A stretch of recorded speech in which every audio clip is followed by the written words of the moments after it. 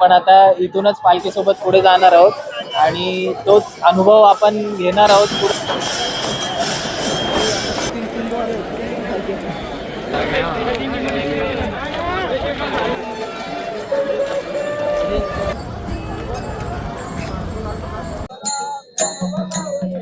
रामकृष्ण हरी माऊली.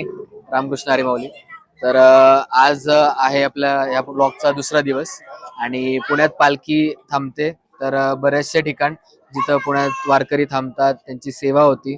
तर आज हे भाग आपण कव्हर केलेले आहेत आणि संपूर्ण पुण्यामध्ये ज्या ज्या ठिकाणी आम्हाला भेट देता येईल तेवढं आम्ही भेट दिलेली आहे.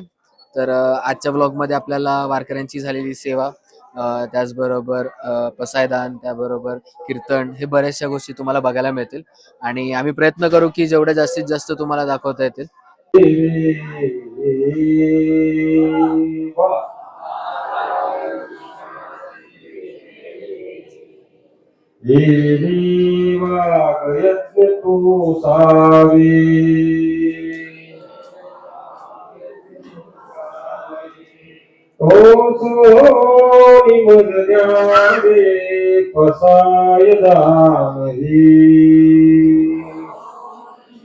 ओके, तर अशाच प्रकारे आम्ही आता पुण्याच्या एका भागामध्ये आलेलो आहे.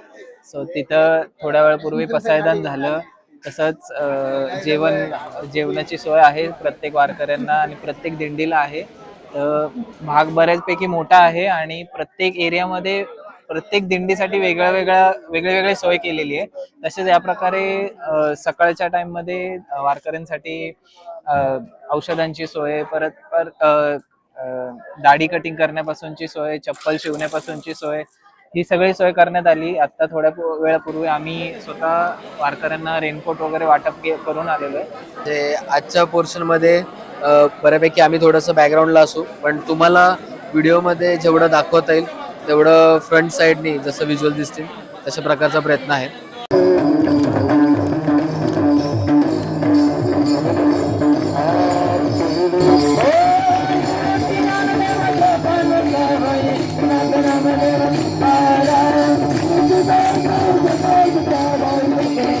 नाही रात नाही सदा कदा त्या देवळात ठेवलंय ना, घरदार सोडायचं आणि जायचं जगाच्या उद्धारात.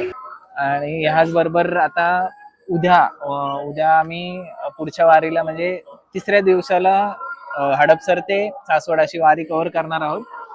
आणि दुसरं महत्वाची गोष्ट म्हणजे हा अनुभव माझा पहिला आहे.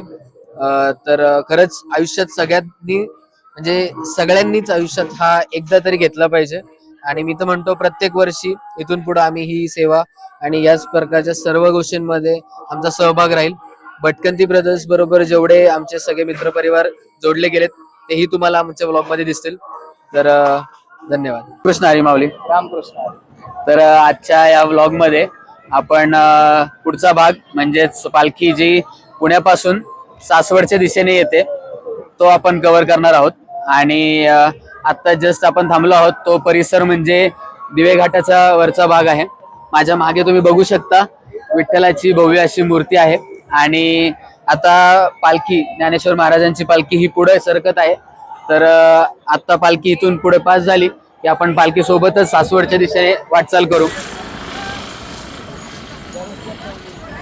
तर आपण बघू शकतो मित्रांनो की जसं जशा दिंड्यावरती येत आहेत तसं तसं वारकऱ्यांची, भाविकांची ही गर्दी वाढताना दिसते आपल्याला आणि या ठिकाणी त्याच पद्धतीचा उत्साहही वाढताना दिसतोय.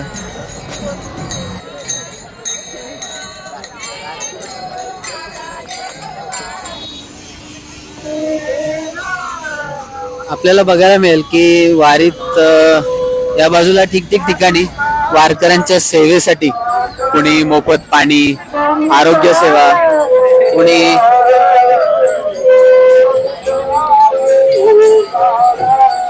या सगळ्या गोष्टींची सोय वारकऱ्यांसाठी केलेली आहे. आणि ज्या लोकांना वारीत सहभाग घेता येत नाही त्या लोकांचं एक खरंच दुसऱ्या बाजूनी त्यामध्ये समावेश असा असतो की वारकऱ्यांची सेवा ही त्यांच्या हातून घडते. सर्वांना जे त्यांच्या ह्याच्यातनं जमतं, जे त्यांना जमू शकतं त्या गोष्टींचा उपयोग करत सर्वजण ह्या आपल्या संस्कृतीमध्ये भाग घेत असतात.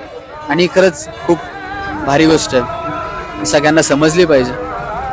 वारकऱ्यांसोबत वारीत 4 पावलं चालून त्याचबरोबर त्यांची सेवा करून एक खरंच चांगलंच पुण्य लाभतं.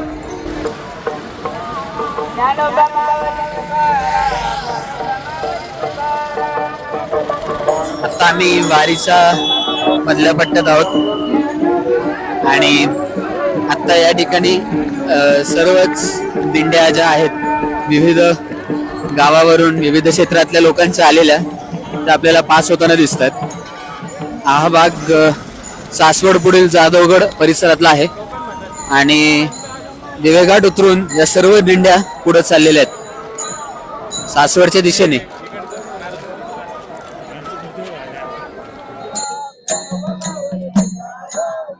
आपण बघू शकतो की टाळ मृदुंगाचा आवाज, हरिनामाचा गजर हा सर्व ठिकाणी चालू आहे आणि माझ्यासाठी हे दृश्य पहिल्या वेळेला बघण्यासारखं आहे.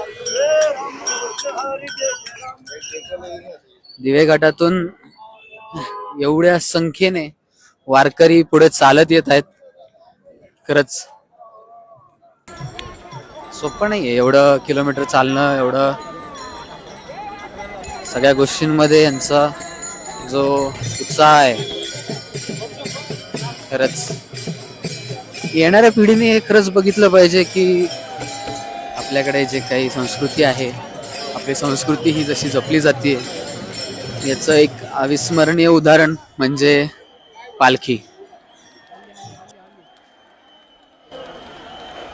तर मित्रांनो, आता वाजलेले आहेत 7 आणि आत्ता आपल्यासमोर पालखी दिवेघाटाच्या वरच्या बाजूला विसाव्याजवळ येते आणि या ठिकाणी थोडा वेळ पालखी थांबते आणि इथून खाली जातात आणि मग सासवडमध्ये आज रात्रीचा मुक्काम होईल.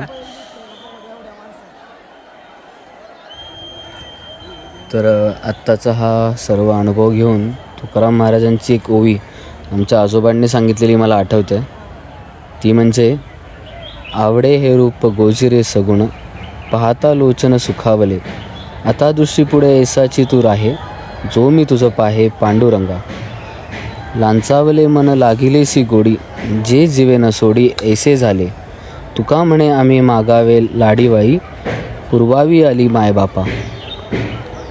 तर खरं सांगायचं तर खरंच खूप छान असा हा अनुभव आजचा आम्हाला मिळाला आहे आणि त्याचबरोबर तुम्ही सुद्धा नेहमी ह्या गोष्टीचा विचार करावा. तर आम्हाला हा अनुभव खरंच पहिल्यांदा मिळाला आहे जो अविस्मरणीय आहे आणि माझं असं मत आहे की सर्व म्हणजे महाराष्ट्रातले असो बाहेरचे असो सर्व लोकांनी हा अनुभव एकदा तरी आयुष्यात घेतला पाहिजे. वारीत 4 पावलं चालण्याचा असावा, वारकरींच्या सेवाचा असावा. या सगळ्या गोष्टींचा विचार, या सगळ्या गोष्टींसाठी लागणारं आपलं योगदान आपण कशा परीने देऊ शकतो याचा विचार करावा.